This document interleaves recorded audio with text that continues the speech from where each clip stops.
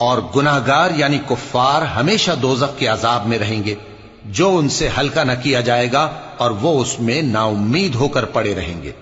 اور ہم نے ان پر ظلم نہیں کیا بلکہ وہی اپنے آپ پر ظلم کرتے تھے۔ اور وہ پکاریں گے کہ اے مالک، اے دوزخ کے نگراں، تمہارا پروردگار ہمیں موت ہی دے دے۔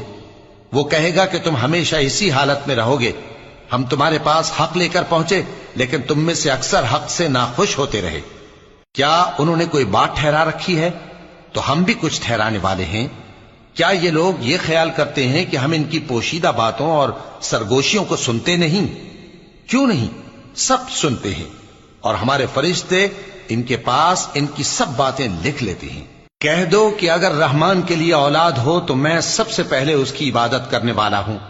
یہ جو کچھ بیان کرتے ہیں آسمانوں اور زمین کا مالک جو عرش کا بھی مالک ہے اس سے پاک ہے، تو ان کو بک بک کرنے اور کھیلنے دو، یہاں تک کہ جس دن کا ان سے وعدہ کیا جاتا ہے اس کو دیکھ لیں۔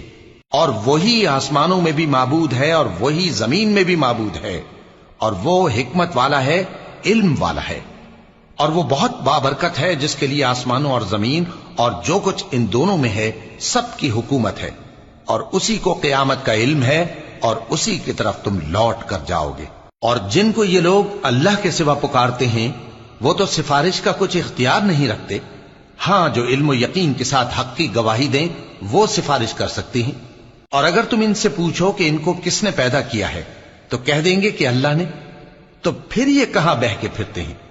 اور بسا اوقات پیغمبر کہا کرتے ہیں کہ اے پروردگار، یہ ایسے لوگ ہیں کہ ایمان نہیں لاتے، تو اے پیغمبر ان سے منہ پھیر لو اور سلام کہہ دو، ان کو ان قریب انجام معلوم ہو جائے گا۔ شروع اللہ کا نام لے کر جو بڑا مہربان نہایت رحم والا ہے۔ حامیم، اس کتاب روشن کی قسم کہ ہم نے اس کو ایک مبارک رات میں نازل فرمایا، ہم تو خبردار کرنے والے ہیں۔ اسی رات میں تمام حکمت کے کام فیصل کیے جاتے ہیں، یعنی ہمارے ہاں سے حکم ہو کر بے شک ہم ہی فرشتوں کو بھیجتے ہیں۔ یہ تمہارے پروردگار کی رحمت ہے، وہی تو سننے والا ہے، جاننے والا ہے۔ آسمانوں اور زمین اور جو کچھ ان دونوں میں ہے سب کا مالک، بشرطے کہ تم لوگ یقین کرنے والے ہو۔ اس کے سوا کوئی معبود نہیں، وہی زندگی دیتا ہے اور وہی موت دیتا ہے، وہی تمہارا اور تمہارے پہلے باپ دادوں کا پروردگار ہے۔ لیکن یہ لوگ شک میں پڑے کھیل رہے ہیں۔ تو اس دن کا انتظار کرو کہ آسمان سے صاف دھواں نکلے گا جو لوگوں پر چھا جائے گا، یہ درد دینے والا عذاب ہے۔